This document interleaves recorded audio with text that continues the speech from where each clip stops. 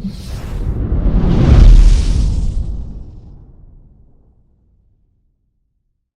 అండి, అందరూ ఎలా ఉన్నారు? బాగున్నారా? నేను బాగున్నానండి. ఇవాళ నేను మీ ముందుకి బంగాళదుంప ఉల్లికారం. బంగాళదుంప ఉల్లికారం చాలా చాలా ఫేమస్. చాలా చాలా మందికి చాలా చాలా ఇష్టం. అవునా కదా? మీరేమంటారు? సో బంగాళదుంప ఉల్లికారం నేను చేసేసినాను. సో అందరికీ తెలిసి ఉండొచ్చు, బట్ ఒక్కొక్కళ్ళు ఒక్కొక్క విధంగా చేస్తారు కాబట్టి నేను ఇవాళ చక్కగా మిక్సీ తీసుకున్నాను. మిక్సీలో ఉల్లిపాయలు వేసుకున్నాను. ఒక మీడియం సైజ్ ఉల్లిపాయ తీసుకున్నాను. జీలకర్ర వేసుకున్నాను. ఒక 1 స్పూన్ ఫుల్ జీలకర్ర వేసుకున్నాను. అలాగే ఎండుమిరపకాయలు 5-6 ఎండుమిరపకాయలు వేసుకున్నాను. వెల్లుల్లిపాయలు ఒక 10 వెల్లుల్లిపాయలు వేసుకున్నాను. ఇంకా పసుపు వేసేసుకున్నాను. ఇప్పుడు కొంచెం రుచికి తగినంత ఈ పేస్ట్లో ఉన్న ఉప్పే సరిపోతుంది. సో దీనికి తగినంత వేసేసుకోండి. బంగాళదుంపలు నేను 1/2 కేజీ తీసుకున్నాను. దానికి తగినంత నేను వేసేసాను. కారం, ఎండుమిరపకాయలు వేసినాను, కారం కూడా వేసినాను. ఇదే మనకి సరిపోతుంది. ఇంకెలాంటి గరం మసాలా నేను వేయట్లేదు. కావాల్సిన వాళ్ళు వేసుకోవచ్చు. నేనైతే అచ్చంగా ఉల్లికారం చేసినాను. సో కారం వేసేసాను. ఇంకొంచెం కారం వేసాను. సో ఉల్లిపాయలు, వెల్లుల్లిపాయలు, జీలకర్ర, ఎండుమిరపకాయలు, పసుపు, ఉప్పు, కారం ఇవి మనం గ్రైండ్ చేసి పెట్టేసుకోవాలి. గ్రైండ్ చేసి పెట్టేసుకున్నాక మిగతా ప్రొసీజర్ నేను మీకు చూపిస్తాను. సో బంగాళదుంప ఉల్లికారం మాత్రం చాలా చాలా ఫేమస్. చాలా మందికి చాలా ఇష్టం. సో చేసుకుందాం. మీకు నెక్స్ట్ ప్రొసీజర్ చూపించేస్తాను. చూసారు కదండి, నేను బాండి పెట్టేసుకున్నాను. తగినంత నూనె వేసుకున్నాను. పచ్చిమిరపకాయలు వేసుకున్నాను. అలాగే జీలకర్ర వేసుకున్నాను. ఇప్పుడు పసుపు వేసేసాను. ఇప్పుడు మనం ఇంకా ఉల్లిపాయలు వేసేసుకుందాం. సన్నగా తరిగి పెట్టుకున్న ఉల్లిపాయలు. చాలా చాలా బాగుంటుందండి. ఒకసారి ట్రై చేయండి. చపాతీలోకి బాగుంటుంది, అన్నంలోకి బాగుంటుంది. ఇదే కూరని మనం దోశల్లోకి పెట్టేసుకుంటే మసాలా దోశ అయిపోతుంది. ఉల్లి కారం పెట్టుకుంటే ఉల్లి మసాలా దోశ అయిపోతుంది. ఇలా మనం బంగాళదుంపగా చేస్తే ఆలు వేసిన మసాలా దోశ అయిపోతుంది. మనం మసాలా దోశ తెప్పించుకుంటాం కదండి హోటల్ నుంచి, అవి ఇదే కూర అనమాట. సో నేనైతే పచ్చిమిరపకాయలు ఎక్కువ వేశాను, వాళ్ళు వెయ్యరు, నేను వేశాను, అంతే తేడా. మిగతావన్నీ ఇలాగే జీలకర్రను ఉల్లిపాయలు బాగా సన్నగా వేయించేసుకున్నాను కదా. ఇప్పుడు నేను కొంచెం కరివేపాకు వేసేసుకుంటాను.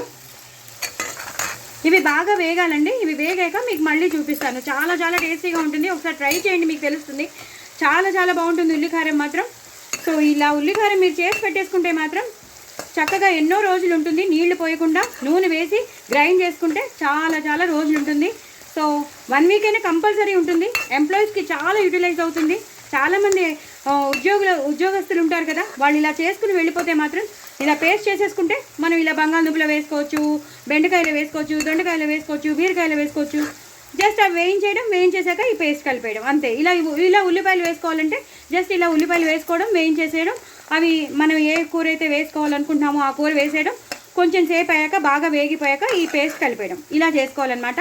ఇవి బాగా వేగిపోయాయండి. నేను హైలో పెట్టేసుకున్న ములాంచి బాగా వేగిపోయాయి. మాటల్లోనే నేను ఇంకా గ్యాప్ తీసుకోక్కర్లేకుండా అయిపోయింది. సో ఇలా బాగా వేగిపోయాయి కదండి. ఇప్పుడు నేను ఏదైతే పేస్ట్ చేసి పెట్టుకున్నానో అది వేసేసుకుంటాను. నేను చెప్పాను కదండి, అస్సలు వాటర్ వేయలేదు. నేను వాటర్ వేయకుండా నేను గ్రైండ్ చేసుకున్నాను. నూనె వేసి, ఒకవేళ గ్రైండ్ అవ్వదనుకోండి అప్పుడు నూనె వేసి గ్రైండ్ చేసుకోండి.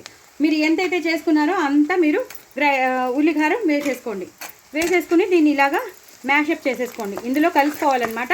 సో దట్ దీంట్లో ఏమైనా పచ్చివాసన, మనం వేయించలేదు కదండి ఉల్లిపాయలని, సో ఏమైనా పచ్చివాసన ఉంటే పోతుందన్నమాట.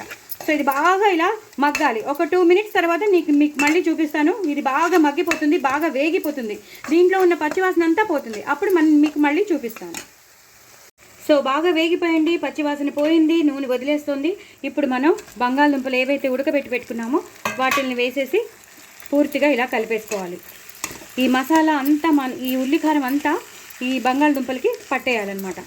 చూస్తుంటేనే ఎంత టెంప్టింగ్గా ఉంది కదా. కూర మాత్రం చాలా చాలా బాగుంటుందండి. ఒకసారి ట్రై చేయండి, చాలా బాగుంటుంది. దోశల్లో కూడా మీరు ఇలా మసాలా పెట్టేసుకుని తినేయచ్చు. మసాలా దోశ ఇంకా వేరే బయట నుంచి తెప్పించుకోకర్లేదు. ఇదే సూపర్బ్ ఉంటుంది. ఇదే చపాతీలోకి బాగుంటుంది. అలాగే వేడి అన్నంలో అయితే ఒక రేంజ్లో ఉంటుంది. మీకు తెలుసు కదా ఉల్లికారం అంటేనే చాలా చాలా టేస్టీగా ఉంటుందని. సో ఇప్పుడు మనం కొంచెం లూజ్గా అవ్వడానికి, అంటే మరీ లూజ్గా కాకుండా కొంచెం లూజ్గా అవ్వడానికి మనం మిక్సీ చేసుకున్న వాటర్ ఉంటుంది కదా, ఆ వాటర్ కొంచెం వేస్తాం. కొంచెం వేస్తే ఏమవుతుందంటే ఈ ఏదైతే పేస్ట్ ఉంటుందో అది మొత్తం అంతా బంగాళదుంపలకి మొత్తం బంగాళదుంపలకి పట్టేస్తుంది అనమాట. ఒక 2 మినిట్స్ ఉండాలండి. 2 మినిట్స్ తర్వాత మీకు మళ్ళీ చూపిస్తాను.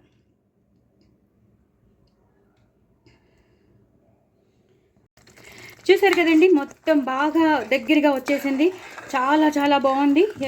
బంగాళదుంపల్ని మాత్రం మీరు మ్యాష్ చేయకండి, అలాగే ఉంచేసుకోండి. పెద్ద పెద్ద మీరు ఇందాక ఎలా వేశారో అలాగే ఉంచేసుకోండి, అంతేగాని దాన్ని మీరు కలిపితే అవి కొంచెం చిన్నవైతే మ్యాష్ అయినా పర్లేదు, కానీ మీరు కావాలని మ్యాషప్ చేసుకోకండి. అలా అక్కడక్కడ ముక్కలు ముక్కల్లో ఉంటేనే బాగుంటుంది. మంచి కలర్ఫుల్గా ఉంది, చాలా చాలా బాగుంది. కూర అంతా అయిపోయింది. సో లాస్ట్లో కొత్తిమీర, కరివేపాకు, కొత్తిమీరతో ఎక్కువ కొత్తిమీర కరివేపాకు వేసేసుకుని గార్నిష్ చేసేసుకోండి. అంతేనండి, ఉల్లికారం అయిపోయింది.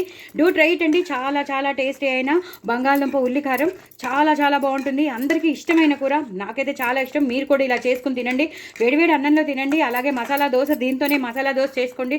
చపాతీలో తినండి, ఒక రేంజ్లో ఉంటుంది. ఇలా పచ్చిమిరపకాయలు వేసుకొని చేసుకోండి, చాలా చాలా టేస్టీ అయిన కూర.